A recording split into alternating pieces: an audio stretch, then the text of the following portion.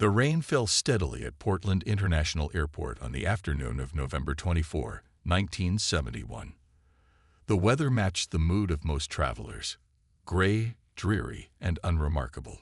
Flight attendant Linda Davis stood at the gate for Northwest Orient Airlines, Flight 305, greeting passengers with a practiced smile as they hurried past her to escape the cold. At exactly 2:35 p.m., she noticed him, a man in his mid-40s wearing a perfectly pressed black business suit that looked a bit too new. He walked with the confidence of someone who knew exactly where he was going, yet something about him seemed out of place. His airline ticket identified him as Robert Thompson. "Good afternoon, Mr. Thompson," Linda said, accepting his ticket. "Welcome aboard Flight 305.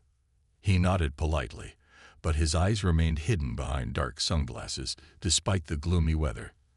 Linda noticed an unusual tie pin on his simple black tie, a small metallic object that seemed to catch light that wasn't there, occasionally flickering with a faint blue glow that she initially dismissed as a trick of the fluorescent airport lighting.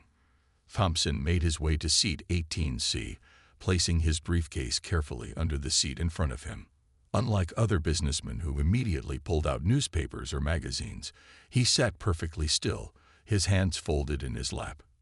The only movement was his right index finger, which tapped against his knee in an odd, irregular pattern. As Linda moved through the cabin during pre-flight checks, she passed Thompson 3 times. Each time, she heard him muttering something under his breath. At first, she thought he might be praying. Plenty of nervous flyers did that. But the sounds weren't like any language she had ever heard. The words, if they were words, had a mathematical precision to them, like someone counting in a language made of pure numbers. The Boeing 727 pushed back from the gate right on schedule. Through the windows, the Portland rain grew heavier, drumming against the fuselage.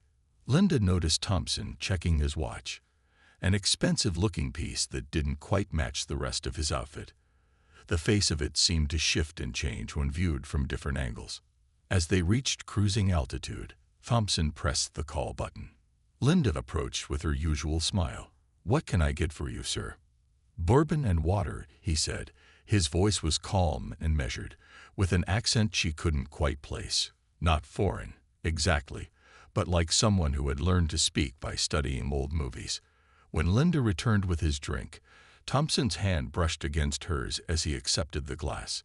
His skin was unusually warm, almost feverish. She noticed a strange mark on his wrist, just visible beneath his shirt cuff. A series of dots and lines that looked almost like a barcode, but far more complex. The next hour passed quietly. Thompson sipped his drink and stared out the window at the clouds below. Occasionally, he would check his strange watch or touch the glowing tie pin. Linda caught him looking at her several times, but not in the way some men did. His gaze was calculating, almost clinical, as if he were memorizing every detail of her appearance. At 3:45 p.m., Thompson pressed the call button again. When Linda arrived, his demeanor had changed. The polite businessman was gone, replaced by someone else entirely. Someone who sat straighter, moved with military precision, and radiated authority. "Miss Davis," he said, using her name though she hadn't given it to him, "I need you to deliver a message to your flight crew." He opened his briefcase just enough for her to see inside. Linda's eyes widened as she caught a glimpse of wires, lights, and something that pulsed with an impossible blue glow. "This is a hijacking," he said calmly, as if commenting on the weather. "And I'm not Robert Thompson. You can call me Dan Cooper." He paused, looking at her directly for the first time, his sunglasses now lowered just enough for her to see his eyes. They were an unusual shade of gray, with tiny flecks of light that seemed to move and shift like stars. "And Miss Davis," he added quietly, "I'm about to tell you something that will change everything you think you know about this world. But first, I need you to stay calm and listen very carefully to what I'm about to say." Linda Davis felt her heart racing as she looked at the device in Cooper's briefcase. It wasn't like any bomb she had seen in security training. Instead of wires and dynamite, It held what looked like a small glass cylinder filled with swirling blue light. The light pulsed in a steady rhythm, almost like a heartbeat. "Please, sit down," Cooper said, gesturing to the empty seat next to him. His voice remained calm and steady. The other passengers carried on with their flight, completely unaware of what was happening in row 18. "I know this is frightening, but I'm not going to hurt anyone if things go according to plan." Linda sat down slowly, trying to keep her hands from shaking. "What do you want?" she asked, proud that her voice stayed steady. "First, I need you to deliver a note to your captain," Cooper said, pulling out an envelope. "The device in my briefcase could level everything within a 10-mile radius of Seattle. I don't want to use it, but I will if I have to." He handed her the envelope. "I need $200,000 in cash, specifically bills from 1963 or earlier, and 4 parachutes, 2 main chutes, 2 reserve chutes. Military grade, not civilian." Linda took the envelope, noticing how the paper felt oddly warm, just like Cooper's hand had earlier. "Why those specific bills?" she asked, surprising herself with the question. Cooper's mouth twitched in what might have been a smile. "The paper used in those bills has a unique radiation signature. I need it for," he paused, choosing his words carefully, "calibration purposes." As Linda stood up to deliver the note, Cooper grabbed her wrist gently. She noticed that strange barcode-like mark on his skin again, and this time she could have sworn it was changing, the lines shifting like tiny snakes under his skin. "Miss Davis," he said quietly, "I'm going to tell you something because I need you to understand the gravity of this situation. I'm not a criminal looking for a payday. I'm here to prevent something terrible from happening." He glanced at his unusual watch again. "In the timeline I come from, this flight becomes ground zero for humanity's first contact with an alien race. It doesn't go well." Linda stared at him, trying to process his words. "You're saying you're from the future." 2157, he confirmed. "I'm part of a temporal defense force. The money isn't for me. The specific radiation signature in those old bills is crucial for creating a quantum barrier. Without it, they'll still find us. And trust me, we don't want that to happen." Linda looked at the other passengers, businessmen reading newspapers, a young mother trying to quiet her baby, an elderly couple sharing a package of cookies. None of them had any idea that their routine flight had just become the focal point of what sounded like a science fiction movie. "The captain needs to follow my instructions exactly," Cooper continued. "After we land in Seattle and get the money and parachutes, he'll take off again. I'll direct him where to go. The timing and location have to be precise." Linda nodded, still clutching the envelope. As she walked toward the cockpit, Cooper called out one more thing. "And Miss Davis, when they question you later, and they will question you, tell them everything. The truth needs to be on record, even if no one believes it for the next 100 years." In the cockpit, Linda handed the note to Captain Scott with trembling hands. As the captain read it, his face grew pale. He immediately began emergency procedures, contacting Seattle Air Traffic Control with their situation. Back in the cabin, Cooper sat calmly, occasionally touching his tie pin. The blue light pulsed more frequently now, and Linda noticed that whenever it did, the airplane's overhead lights flickered slightly. Outside the windows, the clouds had taken on a strange greenish tint that none of the other passengers seemed to notice. Linda found herself watching Cooper as she went about her duties, trying to act normal for the other passengers. He sat perfectly still, but his lips moved constantly, speaking those strange mathematical words under his breath. Once, she thought she saw something move across the surface of his sunglasses, lines of light forming complex patterns before fading away. The next few hours would change everything, but only a handful of people would ever know the true story of why Dan Cooper hijacked Flight 305 that day. And fewer still would believe it. The Boeing 727 circled over Seattle while they waited for Cooper's demands to be met. The city lights below twinkled through breaks in the clouds, peaceful and unaware of what was happening above them. In row 18, Linda Davis sat again beside Cooper, who had asked her to stay close. He seemed to be monitoring something on his strange watch, which now projected tiny numbers into the air just above its face. "They're gathering the money now," Linda said, breaking the tense silence. "But I need to know more. If what you're saying is true, if you're really from the future, what happens here? What are you trying to prevent?"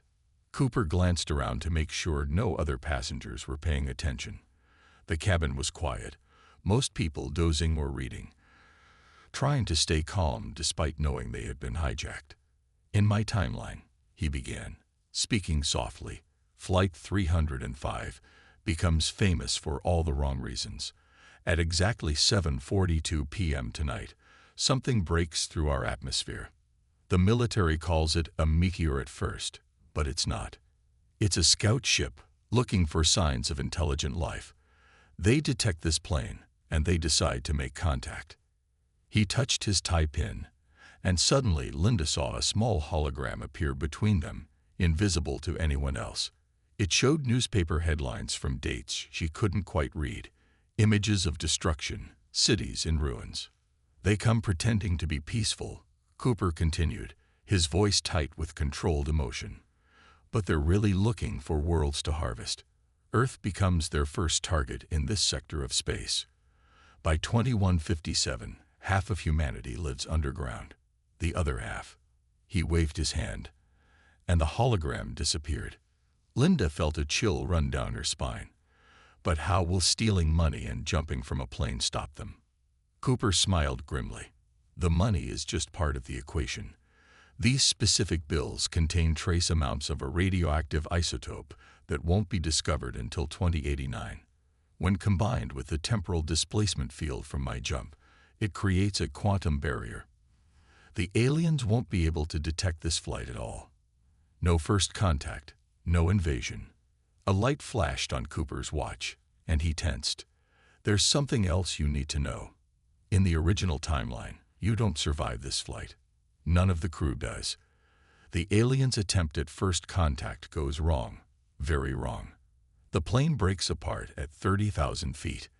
By saving myself, I'm saving all of you too." Linda looked at her hands, trying to process the idea that in another timeline, she was supposed to die tonight. "Why are you telling me all this? Won't it change the future even more?" "That's exactly why I'm telling you," Cooper said.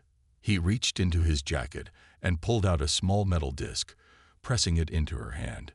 It was warm to the touch and seemed to vibrate slightly. "In 50 years, when they start building the Temporal Defense Force, they'll need to know where it all began. Keep this safe. When the time comes, someone will contact you about it." The intercom crackled to life.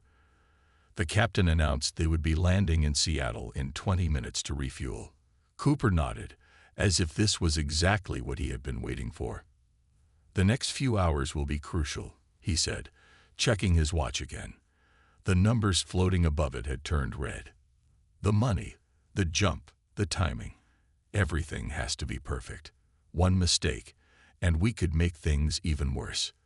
Linda clutched the metal disc in her pocket. "What should I do?" "Play your part exactly as you would in a normal hijacking. Act scared, which shouldn't be hard, because parts of this will be genuinely frightening. When we land, help me check the parachutes. I'll know which ones I need." He paused, looking at her intently. "And Linda, when this is all over, keep watching the skies. Just because we stopped them tonight doesn't mean they won't try again somewhere else, someone else." The plane began its descent into Seattle. Through the windows, Linda could see police lights flashing on the runway. But her attention was drawn to something else, a faint green shimmer in the clouds that nobody else seemed to notice.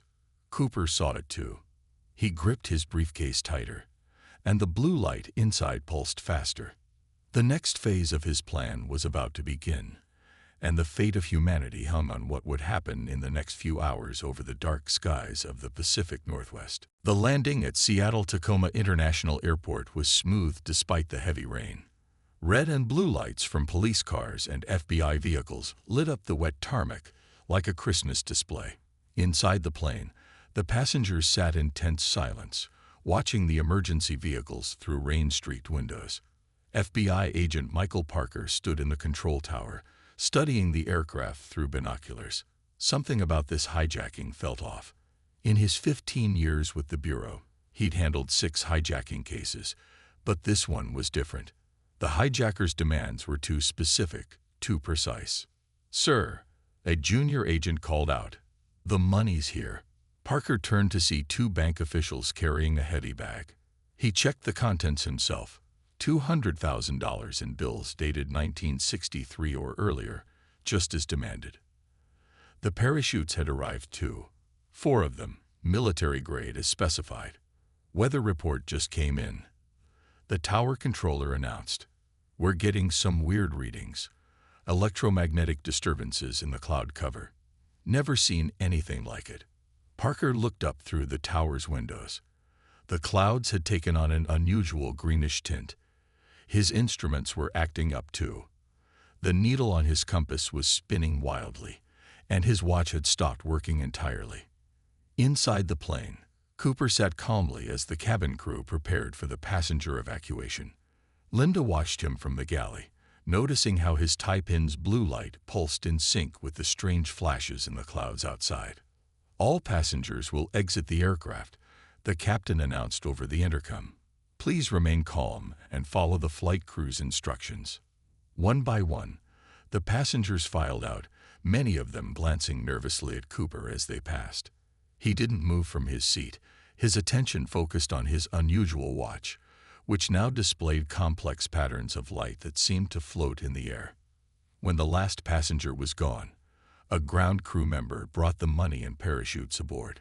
Cooper inspected each chute with expert precision, his fingers moving over the straps and buckles as if reading a language only he could understand.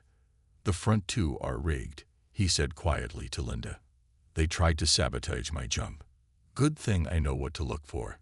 He selected the 2 rear parachutes, checking them against some kind of holographic display that appeared briefly in his sunglasses. Through the cabin windows, Linda could see Agent Parker approaching the plane. Cooper's watch made a soft beeping sound, and he tensed. "They're here," he whispered, though Linda wasn't sure who they were. "Earlier than in the original timeline. We need to take off now." The captain's voice came over the intercom again, informing the ground crew of their departure preparations. Cooper had demanded a specific flight path, minimum altitude, and the rear stairs to be lowered during flight. All crucial parts of his plan, he'd explained to Linda.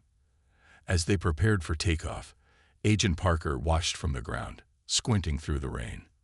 His radio crackled with static, and all the electronic equipment in the control tower was malfunctioning.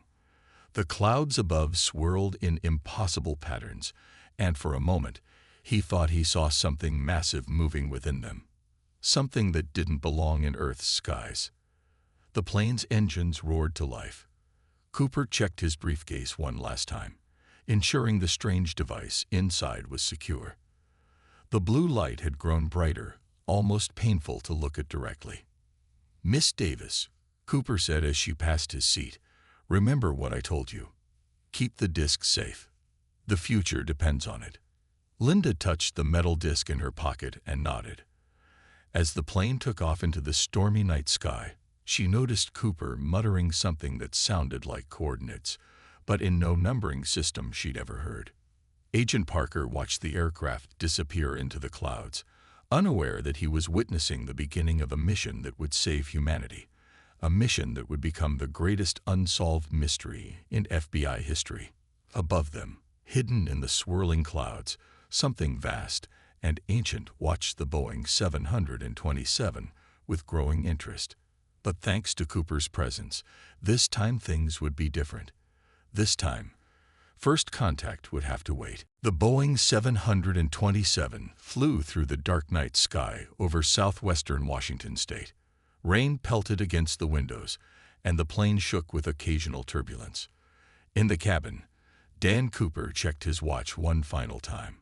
The numbers floating above it showed exactly 7:14 p.m., less than 30 minutes until the moment when, in his timeline, first contact would have happened. "Miss Davis," Cooper called out softly. "It's time."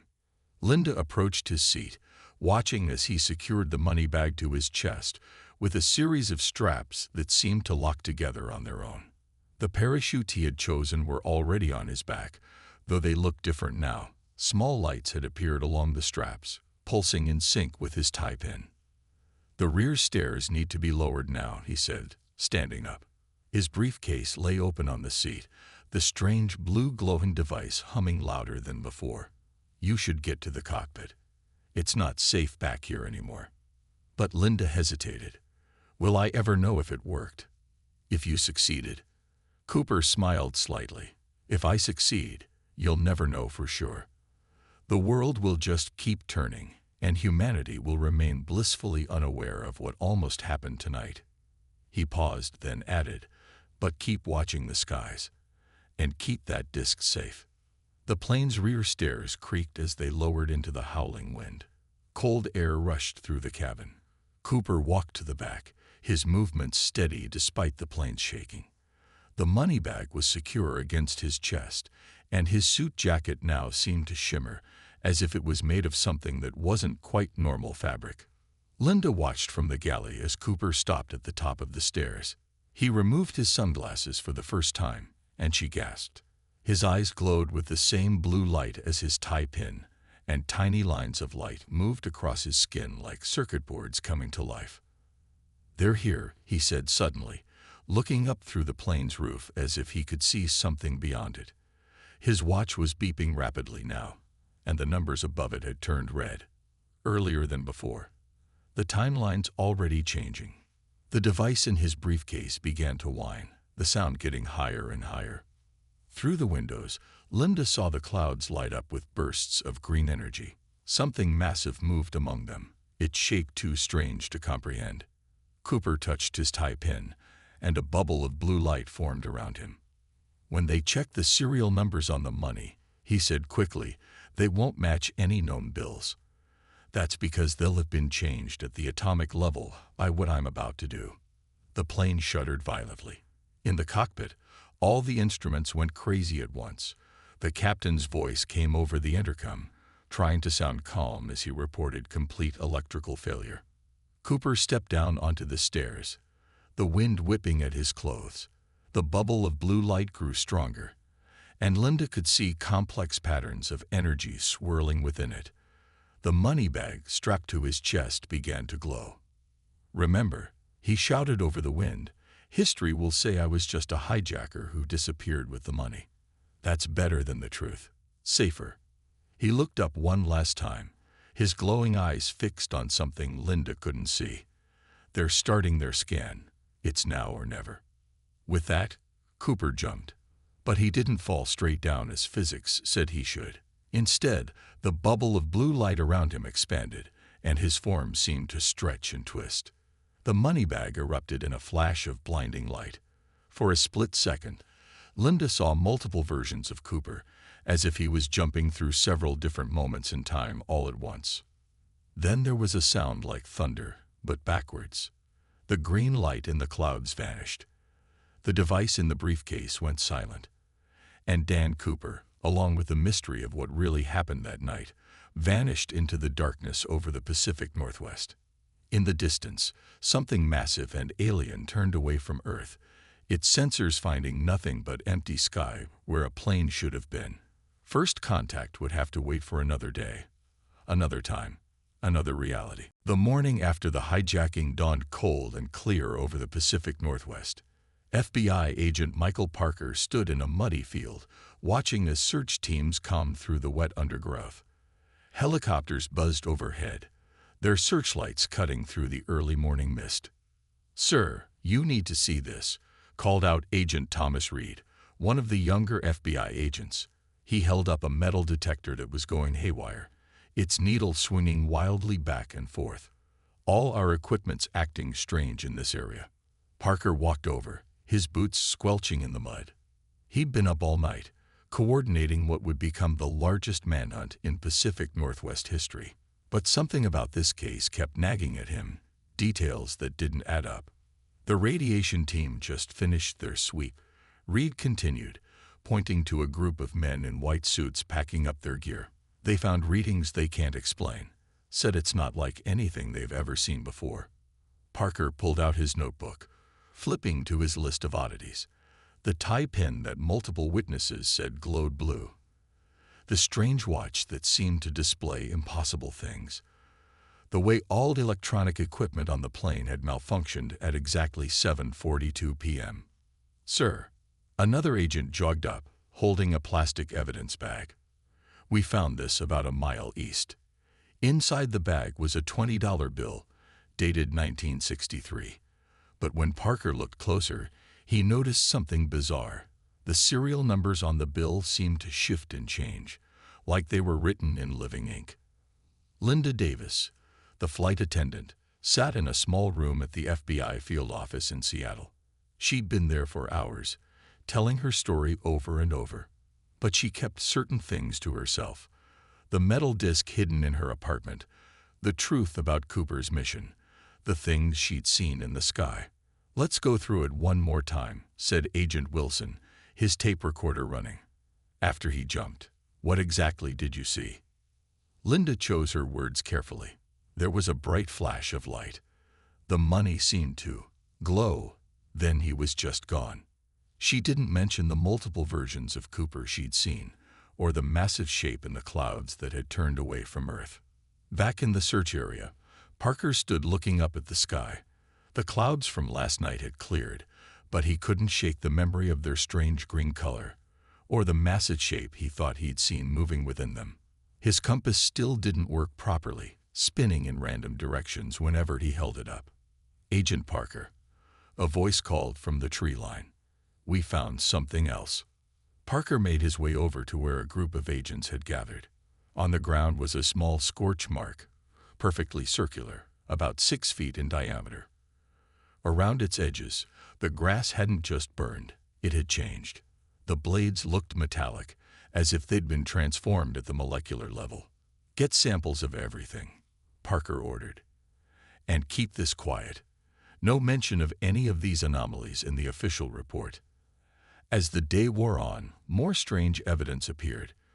Particles of metal that didn't match any known element. Pieces of parachute cord that seemed to have aged hundreds of years in a single night. And most puzzling of all, patches of air where time itself seemed to move differently. Watches ran faster or slower when passing through them. That evening, Parker sat in his office, staring at the evidence board. Photos, witness statements, and bizarre readings covered the wall. In the center was the composite sketch of Dan Cooper, an ordinary-looking man in a business suit and sunglasses. But Parker had seen his eyes when the glasses came off, just for a moment, as he'd watched from the control tower. They had glowed with an impossible blue light. His phone rang, startling him from his thoughts. "Parker here," he answered. "Sir," came the voice of Agent Reed. "The bills we found, they're gone. Just vanished, right out of the evidence locker. And the metal samples we collected, they've changed. It's like they're breaking down at the atomic level, becoming something else entirely." Parker looked out his office window at the darkening sky. Somewhere out there, Dan Cooper had vanished into the night with $200,000 and a story that would become legend. But Parker was beginning to suspect that the money was never the real target. Something else had happened that night, something bigger than a simple hijacking. "Keep this quiet," he told Reed. "Whatever happened up there, I don't think we're meant to understand it. Not yet, anyway." Michael Parker's hands shook as he opened his mailbox on a crisp autumn morning in the present day. At 82 years old, the retired FBI agent didn't get much exciting mail anymore. But today was different. The envelope had no return address, but the handwriting seemed oddly familiar. Inside, he found two things: a $20 bill and a yellowed newspaper clipping he'd never seen before. The bill was dated 1963, just like the ones from the Cooper case.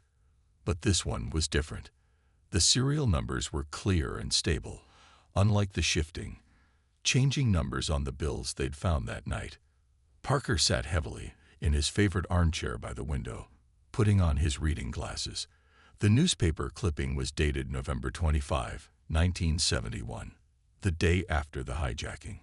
But this wasn't from any newspaper he remembered. The headline read, "Mysterious explosion lights up Washington skies.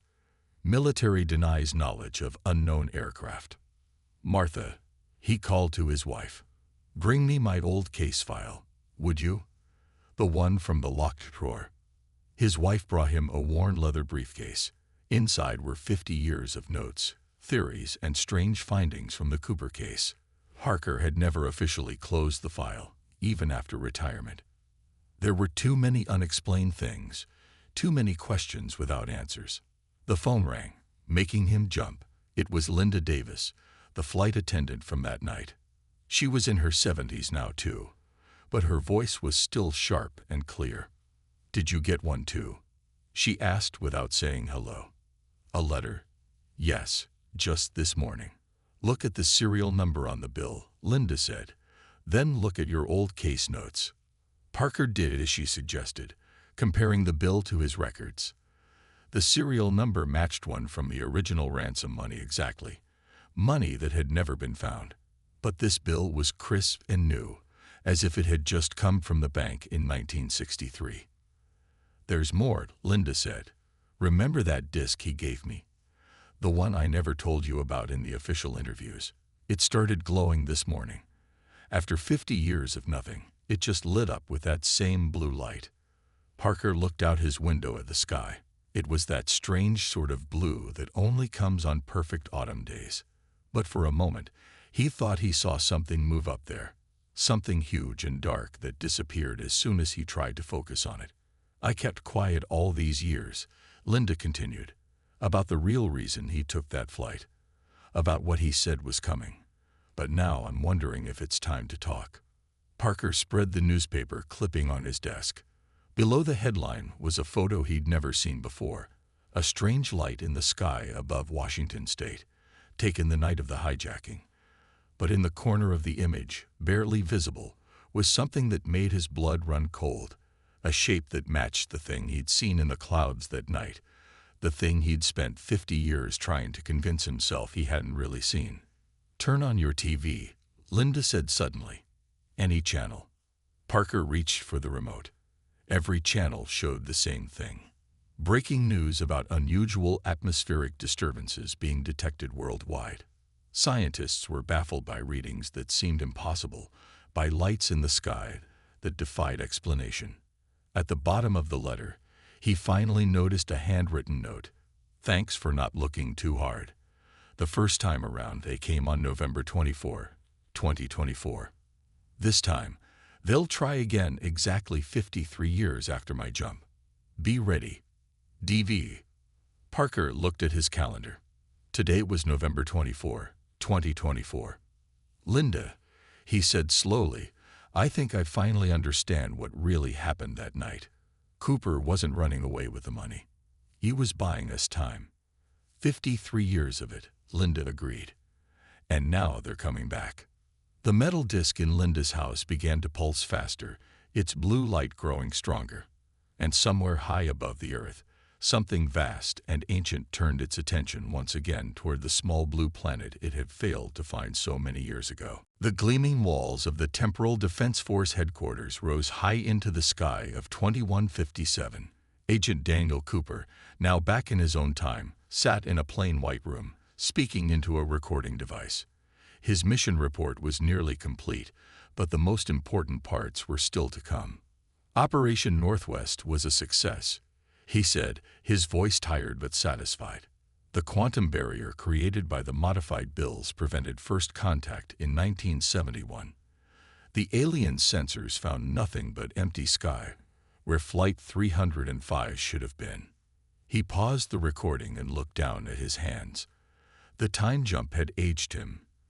His skin now showed the marks of temporal radiation, faint blue lines that glowed slightly in the dark, but it was worth it.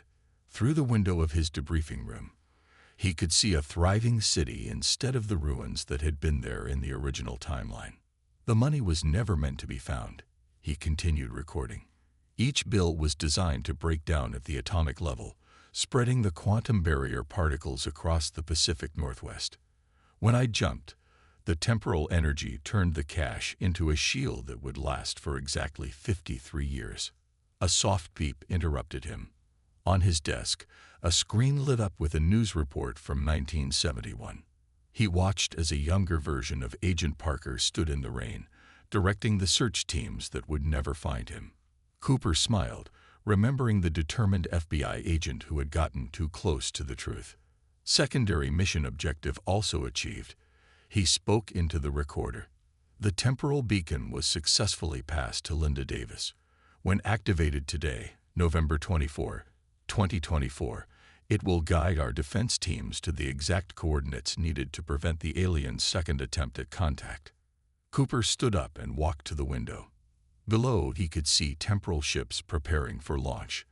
They would arrive in 2024 just in time to stop what his mission in 1971 had only delayed. This time, Earth would be ready. Final notes for the historical record, he said, returning to his desk. The decision to use the D.B Cooper hijacking as cover was successful. The incident became famous enough to be remembered, but mysterious enough that no one looked too deeply at the strange details. The perfect hiding place for a temporal operation was in plain sight, disguised as a simple crime. He picked up an old newspaper from his desk, the real version of November 25, 1971.